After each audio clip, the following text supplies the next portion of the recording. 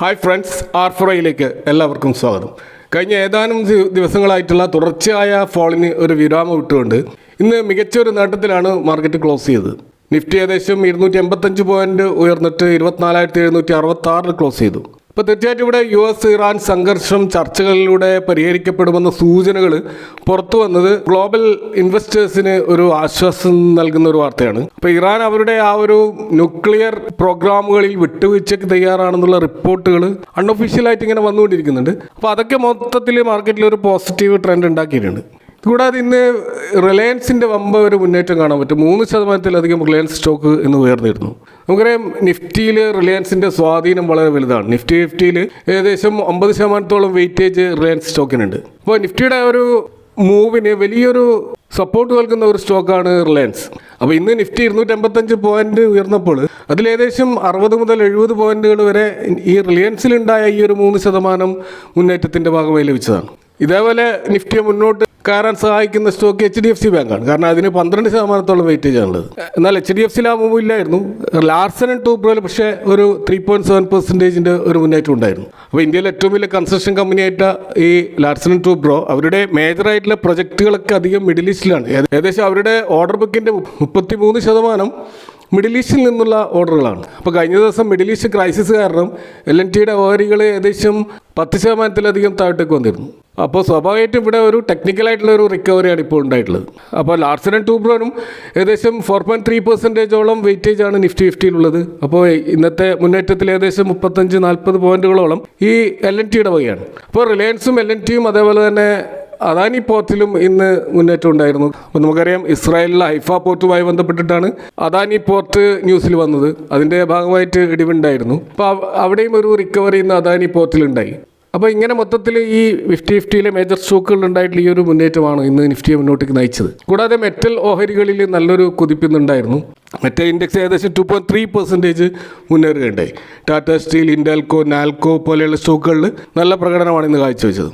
ഇതുകൂടാതെ കഴിഞ്ഞ ദിവസങ്ങളിൽ വലിയ തോതിൽ ഷൂട്ടപ്പ് ചെയ്ത വോളറ്റിലിറ്റി ഇൻഡെക്സ് ആയിട്ടുള്ള ഇന്ത്യ വിക്സ്, അപ്പോൾ അതിപ്പോൾ കുറച്ച് കൂൾ ഡൗൺ ആയിട്ട് കാണും. ഏകദേശം ഇന്ന് 15% താഴത്തേക്ക് വന്നിട്ട് ഇപ്പോൾ 17 എന്ന ലെവലിലാണ് നമുക്ക് ഇന്ത്യ വിക്സ് കാണാൻ കഴിയുന്നത്. അപ്പോൾ സ്വാഭാവികമായിട്ടും ഇതിൽ നിന്നും ഇൻവെസ്റ്റേഴ്സിൻ്റെ ആശങ്കകൾ ചെറുങ്ങനെ കുറഞ്ഞു വരുന്നുണ്ട് എന്ന് വ്യക്തമായിട്ട് സൂചിപ്പിക്കുന്ന കാര്യങ്ങളാണ് നമുക്ക് ഇന്ത്യ വിക്സിൽ കാണുന്നത്. അപ്പോൾ നമ്മൾ ഈ ക്രൂഡ് ഓയിലിൻ്റെ പ്രൈസ് എന്ന് വാച്ച് ചെയ്ത് കഴിഞ്ഞാൽ ഇന്നും അത് $83 പെർ ബാരൽ എന്ന ലെവലിൽ തന്നെയാണ് നിൽക്കുന്നത്. അപ്പോൾ അവിടെ ഒരു ആശ്വാസമുള്ളത്, അപ്പോൾ $100 പെർ ബാരൽ എന്ന ലെവലിലേക്ക് സ്വാഭാവികമായിട്ടും ഇത്തരം അവസ്ഥയിൽ ക്രൂഡ് ഓയിൽ ഉയരേണ്ടതാണ്. കാരണം റഷ്യ ഉക്രൈൻ വാറിൻ്റെ തുടക്കത്തിലൊക്കെ ആ രീതിയിൽ ഷൂട്ടപ്പ് ചെയ്തിരുന്നു. അപ്പോൾ ഇവിടെ അങ്ങനെ മുന്നോട്ടേക്ക് ഇത് പോകുന്നില്ല എന്നുള്ളത് തികച്ചും ശ്രദ്ധിക്കേണ്ട ഒരു കാര്യമാണ്. അപ്പോൾ ഇവിടെ തീർച്ചയായിട്ടും ലോകരാഷ്ട്രങ്ങൾ പല വിധത്തിലുള്ള മെഷേഴ്സും ഈ ക്രൂഡ് ഓയിലിൻ്റെ സ്മൂത്ത് സപ്ലൈക്ക് വേണ്ടി എടുക്കുന്നുണ്ട്. ഇപ്പോൾ ഹോർമസ് കടലിടുക്ക് വഴിയുള്ള ഈ ഷിപ്പുകളുടെ യാത്ര സുരക്ഷിതമാക്കാൻ വേണ്ടിയിട്ട് വാർഷിപ്പുകളുടെ ഒരു അകമ്പടി ഉണ്ടാകുമെന്ന്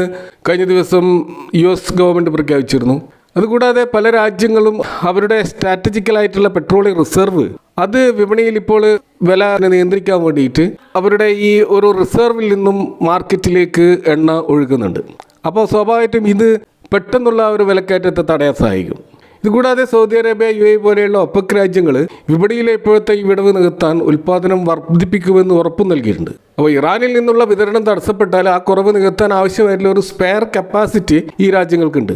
കൂടാതെയാണ് ഈ ഒരു വാറിൻ്റെ പശ്ചാത്തലത്തിൽ എണ്ണക്കപ്പലുകൾക്ക് വൻതോതിൽ ഇൻഷുറൻസ് കൊടുക്കാൻ വേണ്ടി അമേരിക്ക അവരുടെ DFC അഥവാ ഡെവലപ്മെൻറ്റ് ഫിനാൻസ് കോർപ്പറേഷൻ മുന്നോട്ട് വന്നതും ഈ ഒരു സാഹചര്യത്തിൽ എണ്ണവില ഉയർന്ന് തടയാൻ സഹായിച്ചിട്ടുണ്ട്. ഇതുകൂടാതെ ഈ ഇറാനുമായിട്ടുള്ള സംഘർഷം രൂക്ഷമായതോടെ അമേരിക്ക, വെനസ്വേല പോലുള്ള രാജ്യങ്ങളിൽ നിന്നുള്ള എണ്ണയുടെ ആ ഒരു ഇമ്പോർട്ട് വർദ്ധിപ്പിക്കാനുള്ള ചർച്ചകൾ ഇന്ത്യയൊക്കെ ആരംഭിച്ചിട്ടുണ്ട്. അതുകൂടാതെ തന്നെ അമേരിക്ക സ്വന്തം രാജ്യത്തെ എണ്ണ ഉൽപ്പാദനം അവരുടെ ഷെൽ ഓയിൽ റെക്കോർഡ് നിലവാരത്തിലേക്ക് ഉയർത്തുകയും ചെയ്തിട്ടുണ്ട്. കൂടാതെ യുദ്ധം ദീർഘകാലം നീണ്ടുപോകാതിരിക്കാനും ചൈന പോലെയുള്ള വലിയ കൺസ്യൂമേഴ്സിന് തടസ്സമില്ലാതെ എണ്ണ ലഭിക്കുന്നത് ഉറപ്പാക്കാനും ഇൻ്റർനാഷണൽ ലെവലിൽ തന്നെ ഡിപ്ലോമാറ്റിക് ടോക്കുകൾ നടക്കുന്നുണ്ട്. അപ്പോൾ ഇത്തരത്തിലുള്ള നടപടികളൊക്കെ കൊണ്ടാണ് ബ്രന്റ് ക്രൂഡിൻ്റെ വില തുടക്കത്തിൽ $80 മുകളിലേക്ക് ഉയർന്നുവെങ്കിലും അവിടെ നിന്ന് 100-ലേക്കുള്ള ആ ഒരു മുന്നേറ്റം ഉണ്ടാവാതെ അവിടെ പിടിച്ചു നിന്നതിൻ്റെ ഒരു കാരണം ഇതൊക്കെയാണ്. ഇതുകൂടാതെ ഇന്ന് നമ്മൾ കാണുന്നത് ഇന്ത്യൻ റുപ്പി കുറച്ച് സ്ട്രെങ്ത് ചെയ്തതായിട്ട് കാണാം. ഇന്നലെ $1-നെതിരെ 92 രൂപയ്ക്ക് മുകളിലേക്ക് പോയ ഇന്ത്യൻ റുപ്പി ഇന്ന് 91-ലേക്ക് തിരിച്ചു വന്നതായിട്ട് കാണാം. അപ്പോൾ ഇവിടെ RBIയുടെ ഇടപെടലാണോ അതല്ല നാച്ചുറലായിട്ട് സംഭവിച്ച ആ ഒരു സ്ട്രെങ്തനിങ് ആണോ എന്ന് നമുക്ക് വ്യക്തമല്ല. മൊത്തത്തിൽ ഇത്തരത്തിലുള്ള പോസിറ്റീവ് ക്യൂസ് ഒക്കെ വന്നതുകൊണ്ട് തന്നെ പൊതുവെ മാർക്കറ്റിൽ ഇന്ന് എല്ലാ സെക്ടറുകളും പോസിറ്റീവിലാണ് ക്ലോസ് ചെയ്തെങ്കിലും IT ഇൻഡെക്സ് ഇന്ന് നെഗറ്റീവിൽ ക്ലോസ് ചെയ്തിട്ട് കാണാം. അപ്പോൾ ഇന്നലെ നമുക്കറിയാം, ഇന്നലെ എല്ലാ സെക്ടറുകളും നെഗറ്റീവിൽ ക്ലോസ് ചെയ്തപ്പോൾ IT പോസിറ്റീവ് ആയിരുന്നു. ഇന്ന് എല്ലാ സെക്ടറുകളും പോസിറ്റീവ് ക്ലോസ് ചെയ്തപ്പോൾ IT നെഗറ്റീവ് ആയിരുന്നു. കാരണം ഇവിടെ ഇന്ത്യൻ റുപ്പിയിലുണ്ടായ കഴിഞ്ഞ ദിവസത്തെ ഫോളാണ് IT ഇന്നലെ മുന്നോട്ടേക്ക് കൊണ്ടുപോയതെങ്കിൽ ഇന്ന് ഇന്ത്യൻ റുപ്പി തിരിച്ച് സ്ട്രെങ്തൻ ചെയ്തപ്പോൾ IT താഴോട്ടേക്ക് വന്നതായിട്ട് നമുക്ക് കാണാൻ കഴിയും. അപ്പോൾ ഏറ്റവും പുതിയ ന്യൂസുകളിൽ നിന്നൊക്കെ നമുക്ക് വായിച്ചെടുക്കാൻ കഴിയുന്ന ഒരു കാര്യം, US, ഇസ്രായേൽ, ഇറാൻ ഉൾപ്പെടുന്ന ഈ ഒരു സംഘർഷം അതിൽ ചെറിയ തോതിലുള്ള ഒരു അയവ് വരുന്നതിൻ്റെ സൂചനകൾ കാണാം. അപ്പോൾ ഈ ഒരു സൈനിക നടപടിക്ക് ശേഷം ഇറാനെ കുറച്ചും കൂടി സമ്മർദ്ദത്തിലാക്കിക്കൊണ്ട് ഒരു ചർച്ചയിലേക്ക് കൊണ്ടുവരുവാനുള്ള ശ്രമങ്ങളാണ് ഇപ്പോൾ നടന്നുകൊണ്ടിരിക്കുന്നത്. അതുകൂടാതെ കഴിഞ്ഞ ദിവസങ്ങളിൽ ഇറാൻ്റെ തിരിച്ചടി, അവർ പ്രത്യേകിച്ച് ഇപ്പോൾ ഇസ്രായേലിന് നേരെ മിസൈൽ ആക്രമണങ്ങളൊക്കെ നടത്തുന്നുണ്ടെങ്കിലും വലിയ തോതിലുള്ള നാശനഷ്ടങ്ങൾ ഒഴിവാക്കുന്ന തരത്തിലാണ് അവ ആസൂത്രണം ചെയ്തതെന്നാണ് ഡിഫൻസ് എക്സ്പേർട്ട് വിദഗ്ധരൊക്കെ വിലയിരുത്തുന്നത്. അപ്പോൾ ഒരു കംപ്ലീറ്റ് വാർ ലെവലിലേക്ക് പോകാൻ ഇറാനും ആഗ്രഹിക്കുന്നില്ല എന്നതിൻ്റെ സൂചനയാണത്. കൂടാതെ കാനഡ, ഓസ്ട്രേലിയ തുടങ്ങിയ രാജ്യങ്ങളിലെ പ്രധാനമന്ത്രിമാരും ഐക്യരാഷ്ട്രസഭയും സമാധാനത്തിനായിട്ട് ശക്തമായ സമ്മർദ്ദം ചെലുത്തുന്നുണ്ട്. ഫ്രാൻസ്, ജർമ്മനി തുടങ്ങിയ യൂറോപ്യൻ രാജ്യങ്ങളും നയതന്ത്ര ചർച്ചകളിലൂടെ മാത്രമേ ഈ പ്രതിസന്ധിക്ക് പരിഹരിക്കാൻ കഴിയൂ എന്ന നിലപാടാണ് എടുത്തിട്ടുള്ളത്. അപ്പോൾ ഇറാനിൽ ഇപ്പോൾ നിലനിൽക്കുന്ന ആഭ്യന്തരമായിട്ടുള്ള പ്രതിഷേധങ്ങളും സാമ്പത്തിക പ്രതിസന്ധിയും കാരണം ദീർഘകാലം നീണ്ടു നിൽക്കുന്ന ഒരു യുദ്ധം മുന്നോട്ട് കൊണ്ടുപോകാൻ ഇറാൻ ഭരണകൂടത്തിന് പ്രയാസമാണ്. അപ്പോൾ സ്വാഭാവികമായിട്ടും ഇത് അവരെ ചില വിട്ടുവീഴ്ചകൾക്ക് പ്രേരിപ്പിച്ചേക്കാം. അപ്പോൾ യുദ്ധം തുടരുന്നത് ക്രൂഡ് ഓയിൽ വില വർദ്ധിക്കുകയും ആഗോള സാമ്പത്തിക മാന്ദ്യത്തിന് കാരണമാകുമെന്നും അമേരിക്കയ്ക്ക് കൃത്യമായ ബോധ്യമുണ്ട്. അതുകൊണ്ട് തന്നെ പെട്ടെന്ന് ഒരു പരിഹാരം കാണാൻ അമേരിക്കൻ ഭരണകൂടം ശ്രമിക്കുന്നുണ്ട്. എങ്കിലും നമ്മളിവിടെ മനസ്സിലാക്കേണ്ട ഒരു കാര്യം, നിലവിലുള്ള യുദ്ധം പൂർണ്ണമായിട്ട് അവസാനിച്ചിട്ടില്ല. ഹോർമസ് കടലിടുക്കിലെ പ്രശ്നങ്ങളും ഇസ്രായേലിൻ്റെ ഡ്രോൺ ആക്രമണങ്ങളും ഇപ്പോഴും തുടരുന്നുണ്ട്. എന്നാൽ ഒരു സൈഡിൽ നയതന്ത്ര ചർച്ചകളിലൂടെ സമാധാനം കൊണ്ടുവരാനുള്ള തീവ്ര ശ്രമങ്ങൾ ലോകരാജ്യങ്ങൾക്കിടയിൽ നടക്കുന്നുമുണ്ട്. അപ്പോൾ ഇപ്പോഴത്തെ മാർക്കറ്റ് റിക്കവറി ഒരു താൽക്കാലിക കാര്യമായിട്ട് വേണം മനസ്സിലാക്കാൻ. കാരണം നിഫ്റ്റി ഇപ്പോഴും 24,800 എന്നുള്ള അതിൻ്റെ പ്രധാനപ്പെട്ട റെസിസ്റ്റൻസ് ലെവൽ ബ്രേക്ക് ചെയ്തിട്ടില്ല. അത് ബ്രേക്ക് ചെയ്താലേ റിക്കവറിയിലേക്ക് പോകുന്നുണ്ട് എന്നൊക്കെ പറയാൻ കഴിയുള്ളൂ. അതുപോലെ അത് 25,000 എന്ന സൈക്കോളജിക്കൽ ലെവലും കൂടി മറികടക്കണം. അങ്ങനെയാണെങ്കിൽ പൂർണ്ണമായിട്ടും റിക്കവർ ചെയ്തതെന്ന് നമുക്ക് മനസ്സിലാക്കാം. അപ്പോൾ അതുകൊണ്ട് തന്നെ ഇപ്പോഴും മാർക്കറ്റിൽ ഒരു കോഷ്യസ് അപ്രോച്ചാണ് ഇൻവെസ്റ്റേഴ്സ് വെച്ച് പുലർത്തുന്നത്. പ്രത്യേകിച്ച് ഇപ്പോൾ നടക്കുന്ന സമാധാന ചർച്ചകൾ തന്നെയായിരുന്നു കഴിഞ്ഞ ആഴ്ച അമേരിക്കയും ഇറാനും തമ്മിൽ നടന്നുകൊണ്ടിരുന്നത്. ആ സമയത്താണ് യുദ്ധം ആരംഭിക്കുന്നത്. അപ്പോൾ അതുകൊണ്ട് തന്നെ ഇത്തരം സമാധാന ചർച്ചകൾ എത്രമാത്രം വിശ്വാസയോഗ്യമാണ് എന്നതും കൂടി ഒരു ഭാഗത്ത് നിൽക്കുന്നുണ്ട്. അപ്പോൾ തീർച്ചയായിട്ടും ഇവിടെ ഏറ്റവും പ്രധാനപ്പെട്ട ആശങ്ക ഇപ്പോഴും ക്രൂഡ് ഓയിലുമായി ബന്ധപ്പെട്ട് തന്നെയാണ്. കാരണം ഇപ്പോഴും 83 എന്ന ലെവലിൽ നിന്നും അത് താഴോട്ടേക്ക് വന്നിട്ടില്ല. അപ്പോൾ മാർച്ച് മാസത്തിലെ കണക്കുകൾ പ്രകാരം ഈ US, ഇറാൻ യുദ്ധം കാരണം ഉണ്ടായേക്കാവുന്ന ആ ഒരു ക്രൂഡ് ഓയിൽ ക്രൈസിസ് നേരിടാൻ ഇന്ത്യക്ക് ഏകദേശം 74 ദിവസം, ഏകദേശം 2.5 മാസം വരെ നിലനിൽക്കാനുള്ള റിസർവ് ഇന്ത്യയുടെ കയ്യിലുണ്ട്. അത് സെൻട്രൽ പെട്രോളിയം മിനിസ്റ്ററായിട്ടുള്ള ഹർദീപ് സിംഗ് തന്നെ കഴിഞ്ഞ ദിവസം പറഞ്ഞ കാര്യങ്ങളാണ്. അപ്പോൾ ഹോർമസ് കടലിടുക്ക് വഴിയുള്ള ആ ഒരു വിതരണം തടസ്സപ്പെട്ടാലും 74 ദിവസം നിലനിൽക്കാനുള്ള ഒരു പെട്രോൾ ഇന്ത്യയുടെ കയ്യിലുണ്ട്. ഇതുകൂടാതെ ഈ റഷ്യയിൽ നിന്നുള്ള എണ്ണ ഇറക്കുമതി വർദ്ധിപ്പിക്കാൻ വേണ്ടി ഇപ്പോൾ ഇന്ത്യ ശ്രമിക്കുന്നുണ്ട്. അപ്പോൾ റഷ്യൻ എണ്ണ ഹോർമസ് കടലിടുക്ക് വഴി വരണമെന്നില്ലാത്തത് കൊണ്ട് ഇന്ത്യക്ക് അത് വലിയ ആശ്വാസമാണ്. ഇതുകൂടാതെ ആഫ്രിക്കൻ രാജ്യങ്ങൾ, അമേരിക്ക, ബ്രസീൽ എന്നിവിടങ്ങളിൽ നിന്നും കൂടുതൽ എണ്ണ എത്തിക്കാനുള്ള കരാറുകൾ പുതുക്കുന്നുമുണ്ട്.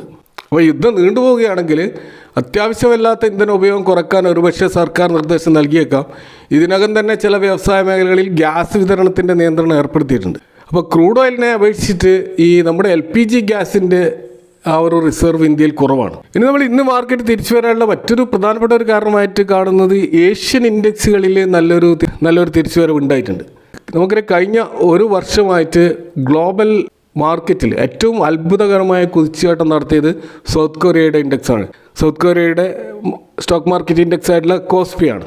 ഇപ്പോൾ 2025 ഓഗസ്റ്റ് മുതൽ 2026 മാർച്ച് വരെയുള്ള ഒരു കാലയളവിൽ ഈ കോസ്പി നൽകിയ റിട്ടേൺ എന്ന് പറയുന്നത് 88%. അത്ര ശക്തമായൊരു ഗ്രോത്താണ് അവിടെ ഉണ്ടായിട്ടുള്ളത്. ഇപ്പോൾ ഈ വർഷം തന്നെ 2026 തുടക്കത്തിൽ ഇന്ന് വരെയുള്ള അതിൻ്റെ റിട്ടേൺ നോക്കുകയാണെങ്കിൽ ഏകദേശം 30%. നിഫ്റ്റിയുടെ റിട്ടേൺ ആണെങ്കിൽ -5% ആണ്. അപ്പോൾ കോസ്പി ഇത്രയധികം ഉയരാനുള്ള ഒരു കാരണം, അപ്പോൾ കൊറിയയുടെ ഒരു വിപണിയെ നയിക്കുന്നത് സാംസങ്, SK ഹൈനിക്സ് എന്നീ ചിപ്പ് നിർമ്മാണ കമ്പനികളാണ്. അപ്പോൾ ആർട്ടിഫിഷ്യൽ ഇൻ്റലിജൻസ് മേഖലയിലുണ്ടായ വിപ്ലവം കാരണം ഈ ഹൈസ്പീഡ് മെമ്മറി ചിപ്പുകൾക്ക് വേൾഡ് വൈഡ് ആയിട്ടുള്ള വലിയ ഡിമാൻഡ് ഉണ്ടായി. ഇത് ഈ കമ്പനികളുടെ മാർജിൻ വർദ്ധിക്കാൻ വലിയ തോതിൽ സഹായിച്ചിട്ടുണ്ട്. ഇതുകൂടാതെ US മാർക്കറ്റും ഇന്ത്യൻ മാർക്കറ്റും ഓവർ വാല്യൂഡ് ആയപ്പോൾ കുറഞ്ഞ വിലയിൽ ലഭ്യമായിരുന്ന കൊറിയൻ ഇൻഡെക്സുകളിലേക്ക്, കാരണം അതിൻ്റെ PE റേഷ്യോ 10.5% ആയിരുന്നു. അപ്പോൾ സ്വാഭാവികമായിട്ടും FIIs ഒക്കെ ഇന്ത്യയിൽ നിന്നും മറ്റ് രാജ്യങ്ങളിൽ നിന്നൊക്കെ പോയിട്ടുള്ളത് ഈ കൊറിയൻ മാർക്കറ്റിലേക്കാണ്. അപ്പോൾ തീർച്ചയായിട്ടും ഈ രീതിയിൽ വലിയ മുന്നേറ്റം നടന്ന കൊറിയൻ മാർക്കറ്റിലാണ് കഴിഞ്ഞ ദിവസങ്ങളിൽ വമ്പിച്ച ഫോൾ ഉണ്ടായത്. അപ്പോൾ ആ ക്രാഷ് ഏകദേശം 18% വരെ ഈ കോസ്പി താഴോട്ടേക്ക് വന്നിരുന്നു. ലോവർ സർക്യൂട്ടൊക്കെ അടിച്ചുകൊണ്ട് അവിടെ ട്രേഡ് നിർത്തിവെക്കേണ്ട അവസ്ഥ വരെ ഉണ്ടായിട്ടുണ്ട്. അപ്പോൾ ഇത്തരത്തിലുള്ള ഒരു ക്രാഷ് അവിടെ ഉണ്ടാവാനുള്ള കാരണം ഈ AI ചിപ്പും ക്രൂഡ് ഓയിലുമായിട്ടുള്ള ഒരു എക്കണോമിക് ചെയിൻ ഉണ്ട്. ഈ സെമി കണ്ടക്ടർ AI ചിപ്പുകളുടെ നിർമ്മാണ ചെലവ് ഈ ക്രൂഡ് ഓയിലിൻ്റെ വില ഉയരുമ്പോൾ വലിയ തോതിൽ വരും. കാരണം വളരെയധികം എനർജി ആവശ്യമുള്ള ഒരു പ്രോസസ്സാണിത്. അപ്പോൾ ക്രൂഡ് ഓയിലിൻ്റെ വില ഉയരുമ്പോൾ സ്വാഭാവികമായിട്ടും ഇലക്ട്രിക്കൽ ചാർജസ് വരും, ലോജിസ്റ്റിക് ചിലവുകൾ കൂടും. അപ്പോൾ ഇതൊക്കെ ഈ സാംസങ്ങിൻ്റെയും ഹൈനിക്സിൻ്റെയും ഒക്കെ കമ്പനികളുടെ പ്രോഫിറ്റബിലിറ്റി ബാധിക്കും. ഇതുകൂടാതെയാണ് ക്രൂഡ് ഓയിൽ വില ഉയരുമ്പോൾ ഇൻഫ്ലേഷൻ വർദ്ധിക്കും, ഇൻട്രസ്റ്റ് റേറ്റും വർദ്ധിക്കും. അപ്പോൾ അത്തരം അവസ്ഥയിൽ അമേരിക്കൻ സെൻട്രൽ ബാങ്ക് പലിശ നിരക്ക് കുറയ്ക്കുകയില്ല. അപ്പോൾ സ്വാഭാവികമായിട്ടും ഇൻട്രസ്റ്റ് റേറ്റ് കട്ട് നടക്കാതിരിക്കുന്ന സമയത്ത് AI മേഖലയിലുള്ള സ്പെൻഡിങ് കുറയും, അത് ഇവരുടെ മൊത്തത്തിലുള്ള ബിസിനസ്സിനെ ബാധിക്കും. ഇതൊക്കെ കൊണ്ടാണ് വലിയ തോതിലുള്ള ഇടിവ് കഴിഞ്ഞ ദിവസം ഉണ്ടായത്. കാരണം കൊറിയയിൽ 1% പോലും അവർ എണ്ണ ഉൽപ്പാദിപ്പിക്കാത്ത ഒരു രാജ്യമാണ്. പൂർണ്ണമായിട്ട് 100% ഇമ്പോർട്ടിനെ ആശ്രയിച്ചുകൊണ്ടാണ് അവരുടെ ക്രൂഡ് ഓയിൽ കൺസംഷൻ നിൽക്കുന്നത്. അപ്പോൾ ഇന്ന് വന്നിട്ടുള്ള ഇത്തരത്തിലുള്ള ഈ സംഘർഷത്തിന് അയവ് വന്നതും അതേപോലെ ക്രൂഡ് ഓയിൽ സപ്ലൈ തടസ്സപ്പെടില്ല എന്ന വാർത്ത വന്നതോടും കൂടിയാണ് ഇന്ന് കോസ്പിയിൽ തിരിച്ചുവരവുണ്ടായത്. അങ്ങനെ 18% ഇടിഞ്ഞ കോസ്പി ഇപ്പോൾ ഏകദേശം 9% തിരിച്ചു കയറിയതായിട്ടും നമുക്ക് കാണാൻ കഴിയും. അപ്പോൾ ഇതൊക്കെ മൊത്തത്തിൽ ഇന്ന് ഇന്ത്യൻ മാർക്കറ്റിലും പോസിറ്റീവായി വന്നതായിട്ട് കാണാം. ഇതുകൂടാതെ ഇന്ന് ശക്തമായി മുന്നേറിയ ഒരു സ്റ്റോക്കാണ് നിഫ്റ്റി 500-ൽ ഏറ്റവും അധികം മുന്നേറ്റം നടത്തി ഏകദേശം 17% മുന്നേറിയ സ്റ്റോക്കാണ് LT ഫുഡ്സ്. അപ്പോൾ ഈ ബസ്മതി റൈസ് പോലെയുള്ള ഫുഡ് പ്രൊഡക്റ്റുകൾ എക്സ്പോർട്ട് ചെയ്യുന്ന ഒരു പ്രധാനപ്പെട്ട കമ്പനിയാണ് LT ഫുഡ്സ്. ഇപ്പോൾ KRBL, ചമൻലാൽ സേറ്റിയ പോലെയുള്ള ഇത്തരം റൈസ് എക്സ്പോർട്ടേഴ്സിനോട് മത്സരിക്കുന്ന ഒരു സ്റ്റോക്ക് കൂടിയാണിത്. അപ്പോൾ കഴിഞ്ഞ ദിവസങ്ങളിൽ ഈ സ്റ്റോക്കിൽ വലിയ തോതിലുള്ള ഇടിവുണ്ടായിരുന്നു. എന്നാൽ ഇന്ന് ഈ സ്റ്റോക്കിൽ വമ്പിച്ച ഒരു മുന്നേറ്റം ഉണ്ടാകാനുള്ള കാരണം LT ഫുഡ്സിൻ്റെ subsidiary US-ൽ our duty cut ചെയ്തത്, അതാണ് ഈ സ്റ്റോക്കിൽ പോസിറ്റീവ് ആകുന്നുള്ളത്. ഏകദേശം 163 കോടിയുടെ ഒരു നികുതി ഇളവാണ് അവർക്ക് ലഭിച്ചിട്ടുള്ളത്. അപ്പോൾ ഇത് LT ഫുഡ്സിന് മാത്രമേ കിട്ടിയിട്ടുള്ളൂ. KRBL-നും അതേപോലെ ചമൻലാൽ സേറ്റിയയ്ക്കും അത് കിട്ടിയിരുന്നില്ല. അതിൻ്റെ അടിസ്ഥാനത്തിലാണ് ഈ ഒരു സ്റ്റോക്കിൽ മാത്രം ഇത്ര വലിയ മുന്നേറ്റം ഉണ്ടാകാൻ കാരണം. കൂടാതെ LT ഫുഡ്സ് ടെക്നിക്കലി ഓവർസോൾഡ് പൊസിഷനിലേക്ക് എത്തിയ ഒരു സ്റ്റോക്കായിരുന്നു. അവിടെ നിന്ന് സ്വാഭാവികമായിട്ടുള്ള ഒരു വാല്യൂ ബൈങ്ങും ഈ സ്റ്റോക്കിൽ ഇപ്പോൾ ഉണ്ടായിട്ടുണ്ട്. അപ്പോൾ ഇതൊക്കെയാണ് ഇന്നത്തെ മാർക്കറ്റുമായി ബന്ധപ്പെട്ട് നിങ്ങളുമായി ഷെയർ ചെയ്യാനുള്ളത്. ഈ വിഷയങ്ങളുമായി ബന്ധപ്പെട്ട് നിങ്ങളുടെ അഭിപ്രായങ്ങൾ കമൻറ്റുകൾ അറിയിക്കുക. Thank for watching. See you next time with another video.